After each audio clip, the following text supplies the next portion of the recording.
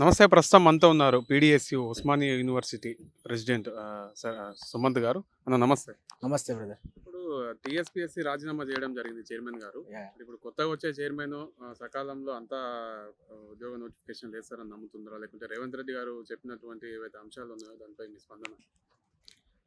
అంటే ఇప్పుడున్న గత ప్రభుత్వాలతో ఆల్రెడీ వేగాడి 10 ఏళ్ల పాటు మొత్తం కూడా చూసి గత తెలంగాణ ఉద్యమ కాలం మొత్తం కూడా ఉద్యోగాల కోసం కొట్లాట చేసినాం. కొట్లాట చేసిన క్రమంలో అనేకసార్లు జైలుకి పోవటం, అనేకసార్లు ఇబ్బంది పడటం, లాఠీ దెబ్బలు ఇవన్నీ చేసినాం.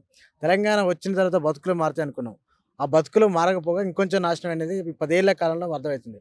తెలంగాణ వచ్చిన తర్వాత నూతన ప్రభుత్వం ఏర్పడిన తర్వాత ఈ 10 ఏళ్ల కాలం పాటు కూడా మొత్తం ఉద్యోగ నోటిఫికేషన్లు ఎయ్యండి అని చెప్పేసి కలెక్టరేట్ ముట్టలని, ప్రగతి భవన్ ముట్టడని చెప్పేసి, సెక్రటరేట్ ముట్టలని చెప్పేసి అనేక విధాలుగా, అనేక రూపాలుగా, అనేక నిరసన శాఖలు తెచ్చినా కూడా ఏమాత్రం ప్రభుత్వం మొగ్గు చెప్పలేదు. చివరికి వాళ్ళు ప్రభుత్వం కూలిపోయి తీసుకొచ్చే సందర్భంలో వచ్చరికి నోటిఫికేషన్లు వేశారు. ఇచ్చిన నోటిఫికేషన్లైనా సక్రమంగా నిర్వహిస్తారా అని చెప్పేసి, పారదర్శకంగా అమలు చేస్తారా, ఇంప్లిమెంట్ చేస్తారా అని చెప్పేసి ఆశించినాం. కానీ అది ఏమాత్రం జరగలేదు. మొత్తం చూసుకున్నట్లయితే టీఎస్పీఎస్సీ పేపర్ లీకేజ్ చూసుకున్నట్లయితే 30 లక్షల పైగా నిరుద్యోగులు మొత్తం కూడా తెలంగాణ నడి రోడ్డు మీద నిలబెట్టి వాళ్ళ భౌతికవాన్ని మొత్తం కూడా ఆగం చేసినటువంటి పరిస్థితిని మనం చూస్తూ ఉన్నాం. ఎక్కడా లేని విధంగా ఈ మొత్తం చూసుకున్నట్లయితే టీఎస్పీఎస్సీ పేపర్ లీకేజ్ న్యూజిలాండ్ ఒకళ్ళు కొంటారు, అలాగే ఆస్ట్రేలియాలో ఒకళ్ళు కొంటారు. మొత్తం కూడా ఈరోజు మార్కెట్లో చేపలు కొన్నట్టు, లేదా కూరగాయల మార్కెట్లో కూరగాయలు కొన్నట్టు ఈరోజు ట్రాన్స్పరెన్సీగా, పారదర్శకంగా, రాజ్యాంగబద్ధమైనటువంటి టీఎస్పీఎస్ చేసిన పని అది లేదు. అది మొత్తం కూడా టీఎస్పీఎస్సీనా, టీఆర్ఎస్పీఎస్సీనా, లేదా బీఆర్ఎస్పీఎస్సీనా అనే అనుమానం గత 10 ఏళ్ళ నుండి ఉంది. గత నోటిఫికేషన్ అన్నీ కూడా మొత్తం కూడా చూసుకున్నట్లయితే అనేకమైనటువంటి ఆరోపణలు ఉన్నాయి.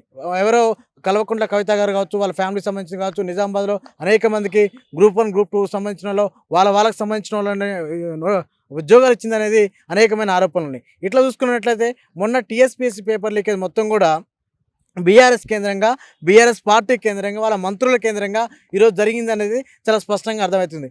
ఇన్ని రోజుల పాటు రాజీనామా చేయనటువంటి వ్యక్తి ఆయన్ని అనేక తెలంగాణ వ్యాప్తంగా సబ్బండ వర్గాలు, నిరుద్యోగులు, విద్యార్థి లోకం మొత్తం కూడా టీఎస్పీఎస్సీని ప్రక్షాళన చేయాలని, రాజీనామా చేయాలి, ఎవరైతే నిందితులు ఉన్నారో వాళ్ళని శిక్షించాలని చెప్పేసి గత సంవత్సర కాలం నుంచి కొట్లాడుతున్న క్రమంలో ఏమాత్రం కూడా బీఆర్ఎస్ ప్రభుత్వం ఉన్నప్పుడు వాళ్ళ వెన్నంటుండి కాపాడింది. కానీ ఈరోజు ప్రభుత్వం పోయిన తర్వాత ఇమీడియట్లీగా వాళ్ళు రాజీనామా చేయాల్సిన అవసరం ఉంది.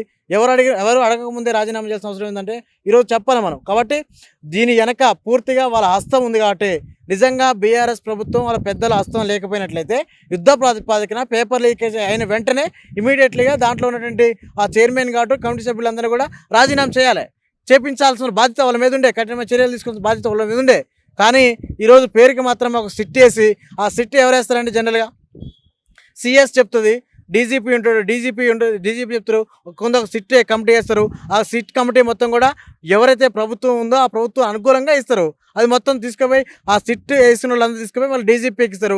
ఆ డీజీపీ తీసుకుపోయి ఆ సిట్ వివరాలు మొత్తం కూడా మళ్ళీ చీఫ్ సెక్రటరీకి ఇస్తారు. చీఫ్ సెక్రటరీ తీసుకుపోయి మళ్ళీ కూడా అదే ముఖ్యమంత్రి, అదే మంత్రుల దగ్గర మాట్లాడే పరిస్థితి ఉంది. కాబట్టి మొత్తంగా కూలంకషంగా చూసుకున్నట్టయితే ఆ విషయం మీద మొత్తం కూడా బీఆర్ఎస్ ప్రభుత్వ పెద్దల హస్తం ఉందని చాలా స్పష్టంగా అర్థమవుతుంది. కాబట్టి గత ఈ ఎన్నికలు చూసుకున్నట్లయితే మొత్తంగా ఓట్ పర్సెంటేజ్ కావచ్చు, కేవలము నిరుద్యోగులు వాళ్ళ ఓట్ పర్సెంటేజు ఏవైతే డిఫరెన్స్ ఉన్నాయో అది మాత్రమే ఈరోజు వాళ్ళ యొక్క పతనానికి, వాళ్ళ ఓటమికి కారణమైనది, డిసైడింగ్ ఫ్యాక్టర్ అనేది చాలా స్పష్టంగా అర్థమవుతుంది. కాబట్టి గత 10 ఏళ్ల కాలం నుండి చాలా ఇబ్బందులు పడ్డాం, అవస్థలు పడ్డాం, ఏమాత్రం తినకుండా ఈరోజు ఇప్పటిదాకా కూడా చదువుతా ఉన్నాం. స్టడీ చైర్లలో కూర్చున్నాం, ఎక్కడ దొరకకపోతే గుళ్ళల్లో బళ్ళల్లో పడుకొని ఈరోజు చెట్ల కింద పడుకొని చదువుకున్నాం. కానీ ఈరోజు అన్ని విసిగి వేయాడిన తర్వాత ఈరోజు నూతన ప్రభుత్వం వచ్చింది. కాబట్టి నూతన ప్రభుత్వానికి ఒక అప్పీల్ చేస్తూ ఉన్నాం. గత ప్రభుత్వ పాలకులతో మొత్తం కూడా చాలా ఇబ్బంది పడ్డాం, ఈరోజు అలసిపోయినాం.